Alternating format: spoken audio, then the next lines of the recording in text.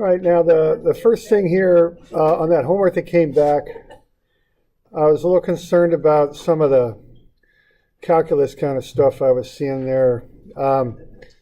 You do want to put stuff in for limits. That's kind of an important thing to do. And some of you are kind of putting some of that information in as what I call kind of an afterthought, it looked to me.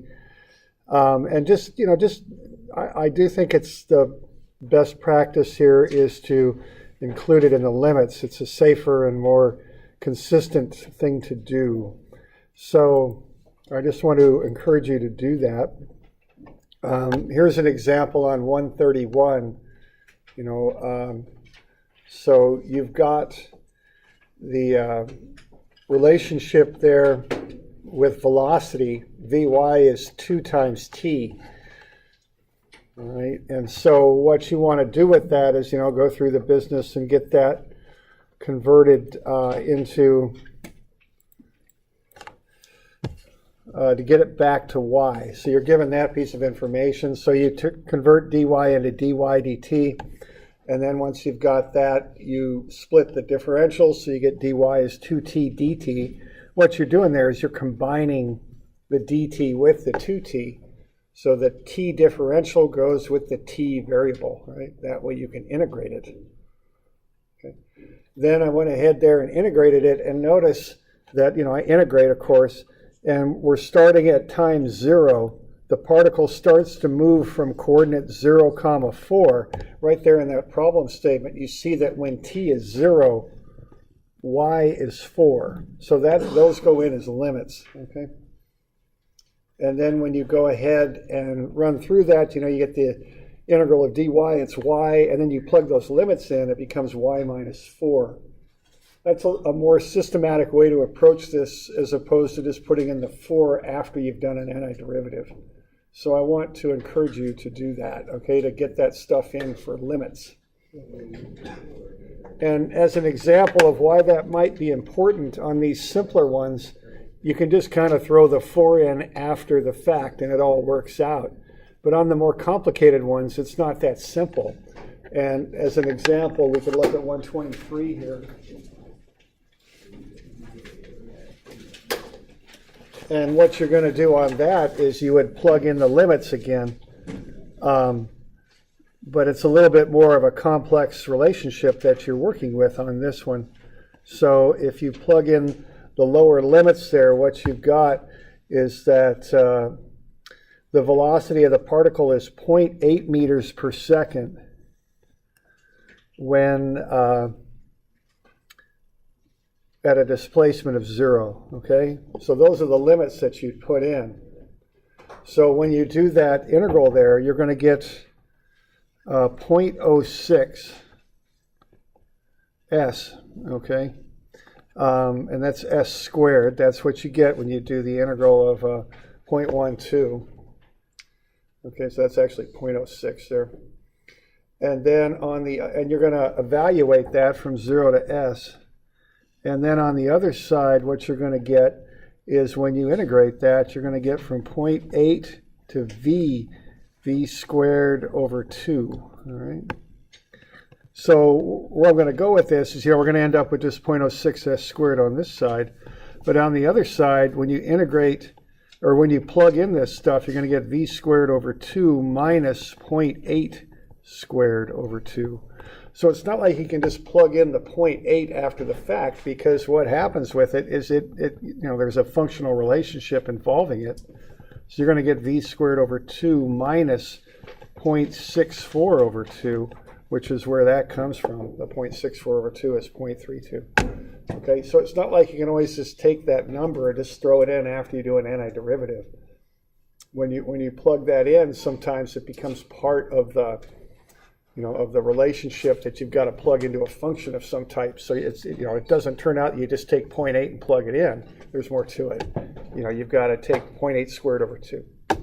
Okay, so I'd encourage you to put those lower limits in there. Okay, that's kind of what I'm getting at there. So we good with that? Any questions on that stuff? Okay.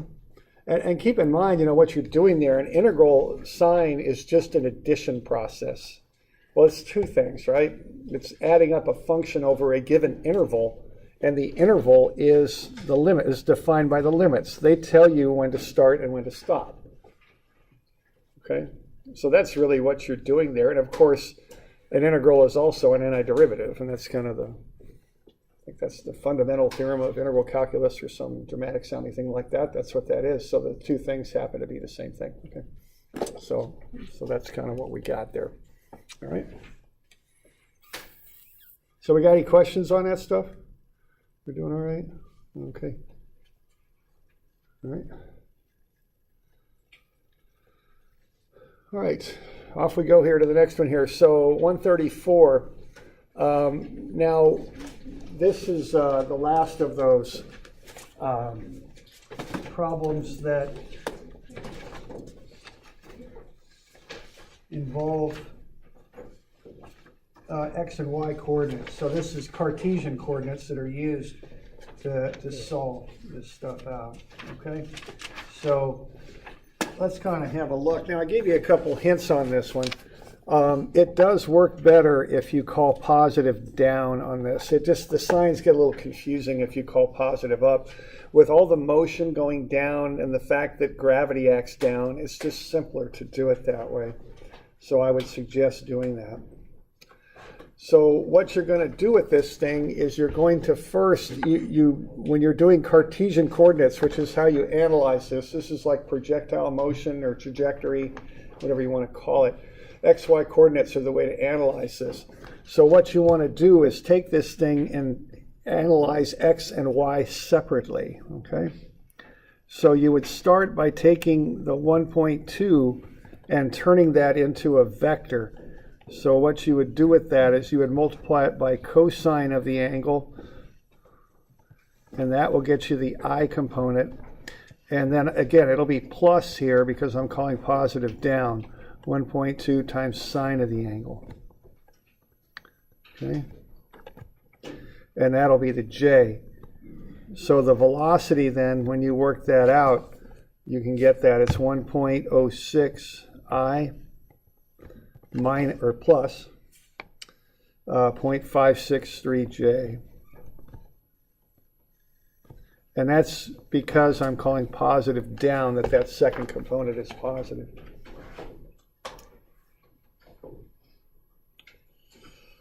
All right, now what's going to happen here is the box has two components of velocity. It's traveling horizontally and it's also traveling down. A common approach to doing these types of problems is you use the y dimension as a timer, because very often you know when it's going to hit the ground or how it's going to hit the ground. In this case, it's going to drop 0.8 meters and hit the ground. So I would use that information as a timer to see how long it will travel horizontally, and then use the horizontal distance traveled to figure out how far the thing goes, what Sx is. Okay? So that's the basic concept on this. You handle x and y separately, and you use the y to find out how long the object is in the air. Okay, now what we've got here is we've got constant acceleration. What's acting on this thing is gravity. So we'll have that equation right there to work with. And keep in mind that we're calling that down. So what? We're going to go down to 0.8. We're starting at 0. That initial velocity will be down, and that's 0.563 times whatever the time is. And then we've got plus again because the acceleration due to gravity goes down. Did I forget a 1/2 in there? I did, didn't I? So I need a 1/2 right there. Sorry about that. And I'll sneak that in right there. Maybe I'll try and do a little better job there, but there's the 1/2. And then I've got t squared, okay? So when I kind of go through the algebra there and collect terms, I'm going to get 4.905 t squared plus 0.563 times t minus 0.80.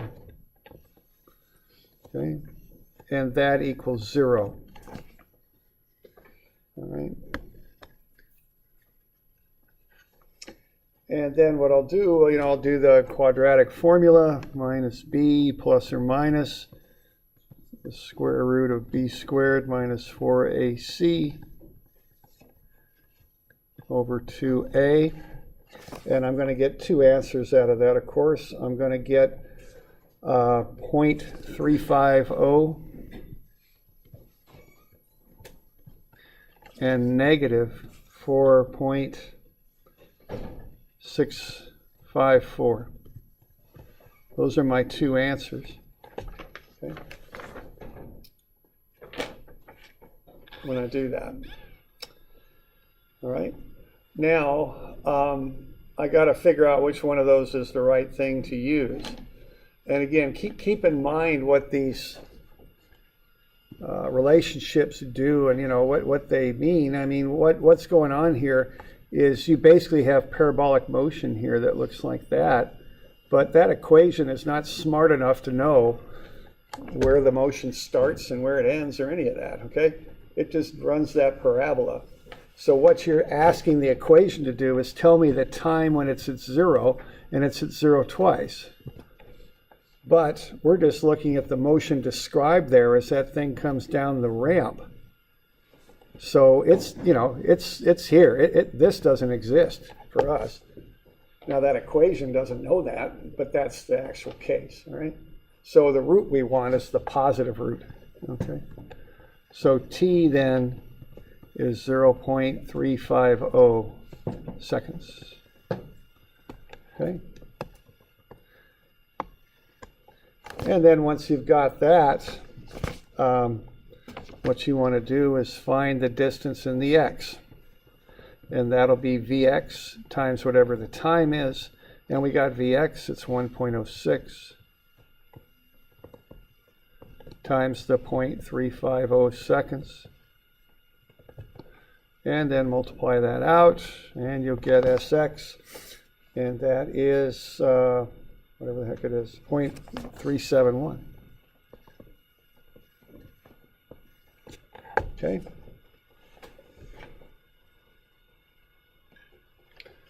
So do we got any questions on that process there? What we're doing and why and the steps? Okay.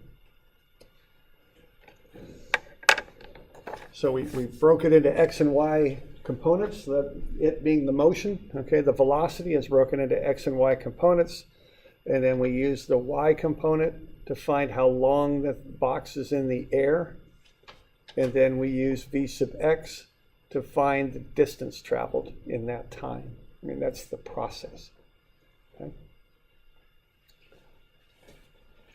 We also did down as being positive, because you get into a bunch of negatives if you don't, and it just gets a little messy. So I just did that to make it easier. Okay, it just works out better on this problem. Okay. So that's part one there. Do we got any questions? We're doing all right?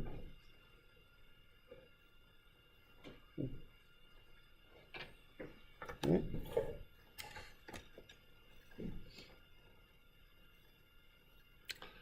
All right. So that thing's going to travel 0.371 meters. Now we've got part two there. Now part two, what I would do with this is, I've kind of learned a few tricks on this. This one, I don't know if I'd really try and do this analytically. You might, I think you can, and it'll get a little, well, I don't know how hard it is, honestly. You might be able just to knock through it analytically. But there's another approach to doing this. And I think I don't know if we covered this in statics. I think we did with a 2D equilibrium problem for those of you that had statics with me, but of course some of you didn't. So, oh boy, let's see where this thing is at though, because I don't. Okay, and here's how another way to approach this thing. Let's see. I'm going to have to go find something here. So I want to browse. I guess we'll go up here. Is that there? Or where is this thing? Let me do this real quick. We'll pause. Kind of look at things a little differently. I want answers is what I want. And if you try and cut a piece of steel pi over 2 inches long, one, you can't, there isn't really a pi over 2, right? And if you take pi over 2 and you call it 1.57, well, that'll cost you a little bit of money to cut it that length. But if you take pi over 2 and call it, I don't know, what's another figure on pi over 2? 1.571, it's going to cost you more money to cut it that length, because it's a more refined measurement. If you use 1.5708, it'll cost you more money. You kind of have to decide what's good and go with that, all right? Same thing with grade stakes in civil engineering. If I'm setting a grade stake with a tolerance of a couple hundredths of a foot, that's probably good. I can't set it to a thousandth of a foot, but I'm going to spend 10 times as much doing it. And so it's going to cost 10 times as much to set the stake. You got to figure out what's good and get the thing in the ground and get on to the next one. That's kind of the nature of the business of engineering, okay? So my point here is that you don't need to get an exact answer. It's not required. You can get within a certain tolerance and you're fine for engineering, all right? So that's the first point I'd make. And also, we don't have the same rigor that you learn in mathematics sometimes when you need to come up with exact answers. So if I'm going to solve this problem, there's different ways to do it, but one way is just to set up a spreadsheet and just keep throwing numbers at it till I get close enough to what I want. And then I'll call it good, all right? So that's another approach that I could take on this. All right, so that's what I'm going to do. And to do that, I'm going to use the answer I've already, or the process I did in part 1 to set up my spreadsheet. So the first thing I did was I took the vector, the velocity vector, and I broke it into x and y components. All right. Now on part 2, I've got the same setup here. I've got 0.8 meters drop. I've got 1.2 meter per second speed, but I don't know the angle. I'm going to set the angle, and I want the answer to come out to be 0.45. So on part 2, one way to solve that would be to track what you did in part 1. Input the height, which is 0.8, the velocity, and the angle that you're going to use. You got to kick that angle into radians because that's how Excel works. It works off of radian angles. And then break up the velocity into x and y components, just like you did in part 1. Okay. All right, now part 2 then, I would look at what I did on for step 2, I'd look at what I did in part 1. I ran this constant acceleration equation and I solved for the time it takes to drop, didn't I? That was the second step. So what I'll do on that spreadsheet is I'll do the second step. I use that quadratic equation for constant acceleration. There's the time.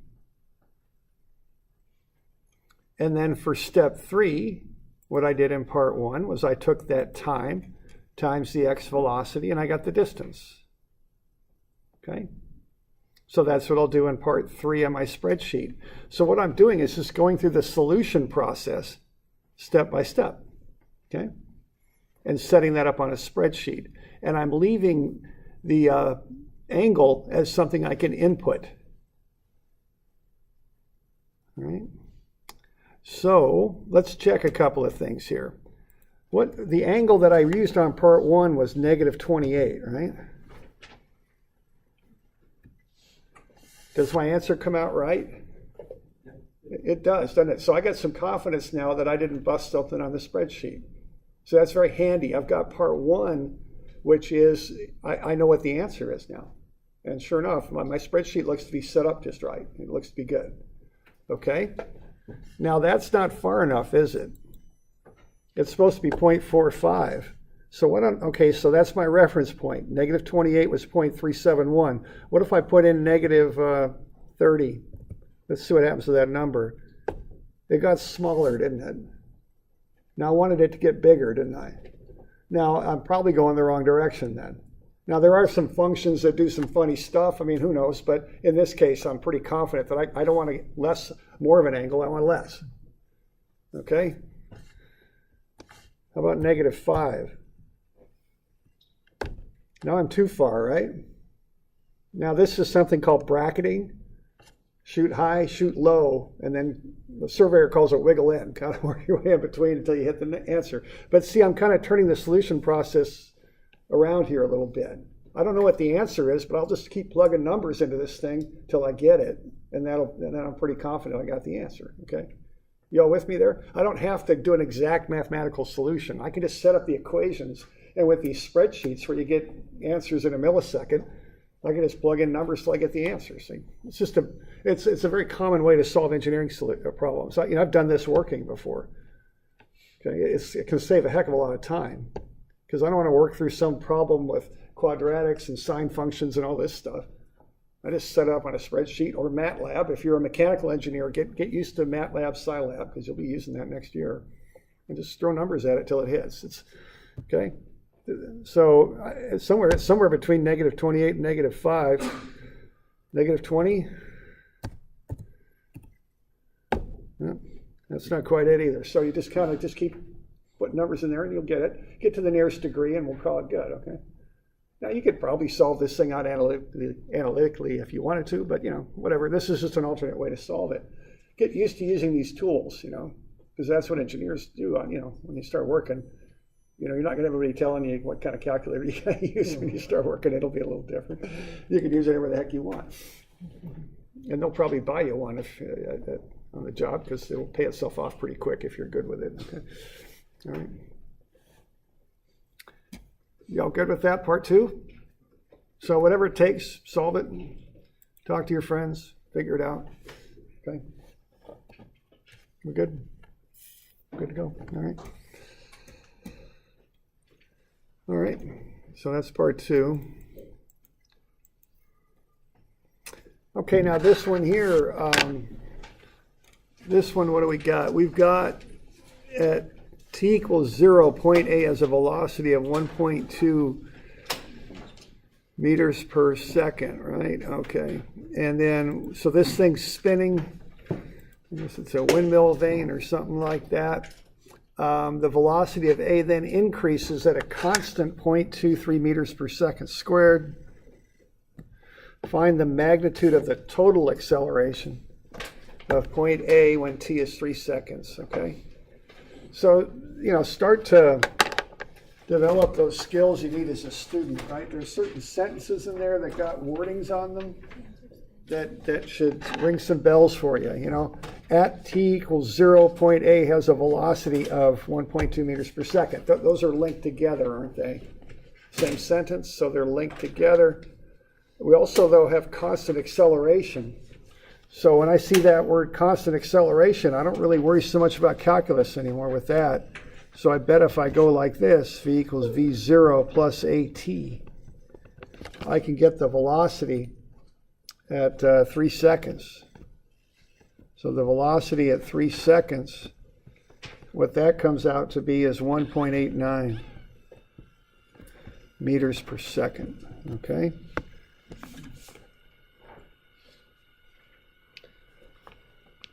Now you want the total velocity, or excuse me, total acceleration. So what A total is as a vector is what? A tangential plus A normal. So you got to find both those things and then realize that they're vectors.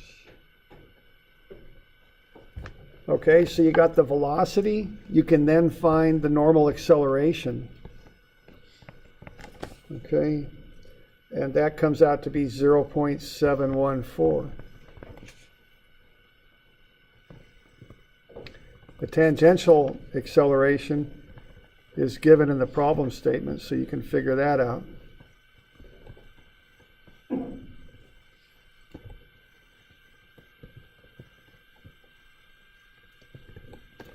So then the total acceleration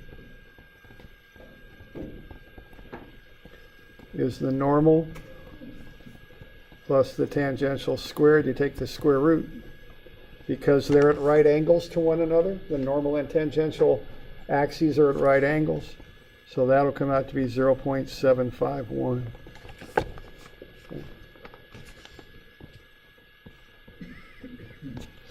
So no need for calculus on that one because you've got constant acceleration.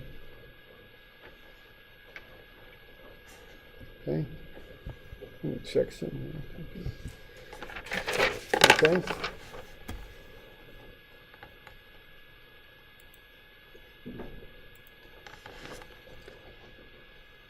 Okay. So that's that one. Now the next one looks a little different, but it's similar in approach. You do need calculus for the next one. So when we see this idea of total acceleration, and we've got something going in a circle, what we want to start thinking about is tangential, which is how much it speeds up by, and normal. Okay? Because remember, if anything that goes in a circle or a curve has a normal acceleration always. You can't go in a circular or curved path without having normal acceleration. Okay? So again, let's kind of have a look at this. At time equals 0, the velocity is 3. That looks like kind of useful information there. The velocity then increases at 0.12 t meters per second squared. So the velocity is increasing. Find the magnitude of velocity and acceleration at t equals 7. Okay. So the velocity then increases. Now get used to that wording. Okay, that's a very common wording. So when you see that, increasing velocity, what that is, that's you in your car stepping on the gas pedal, okay? And you're going faster and your speedometer is going faster, okay? That's what that is. That's tangential acceleration is what it is. You're accelerating in the path in which you're moving, okay? You're going faster down the road. That's a when you're on a curved path, that's a tangential acceleration. So what that is a function of time. It's 0.12 t. All right. Now you should be able to work through that, and I'll let you do this, and you should get to the fact that v, the velocity, is 0.06 t squared plus 3. That you should be able to get there from that statement that I've got on top. You're going to have to do some integration.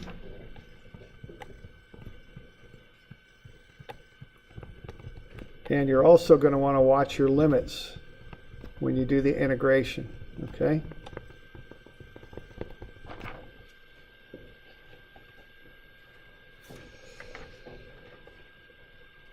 And you should get down to v equals 0.06 t squared plus 3.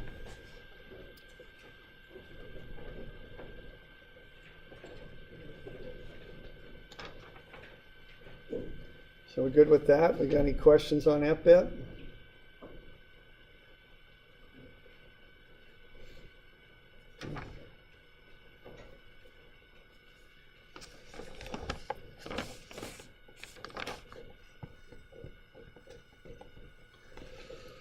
Okay, now we want to know what's going on. It's when t is 7, okay?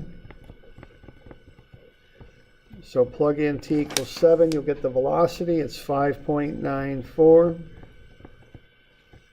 From there you can find the normal acceleration is 0.392.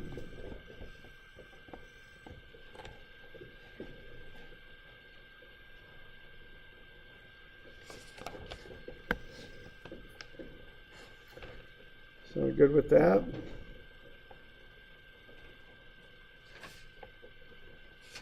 Okay.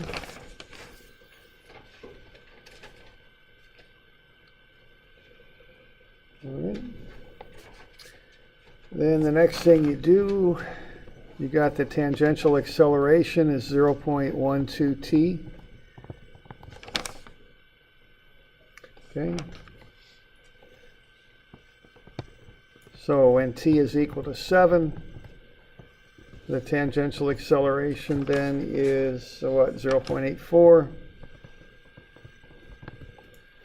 And then we're after the total acceleration.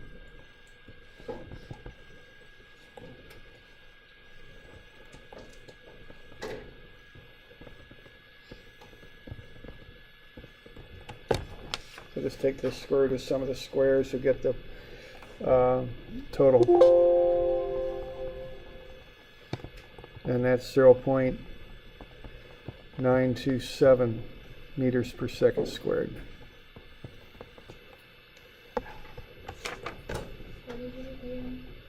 I'm sorry? AN. There's a formula for that. You can get from velocity to AN. Yeah, it's just a standard formula to get from velocity to normal acceleration.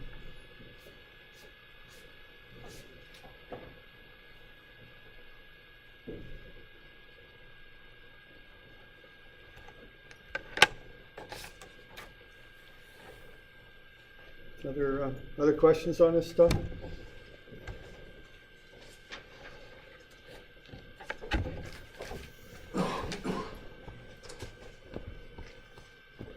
So what we got here? We got 134, 141, 142. I'll make those due Thursday if you know, you can give you an extra day on that because of that spreadsheet and all that, okay? I'll give you a little time on that. Push that back a little bit. Okay. All right, so we're good with that. Any other questions on things?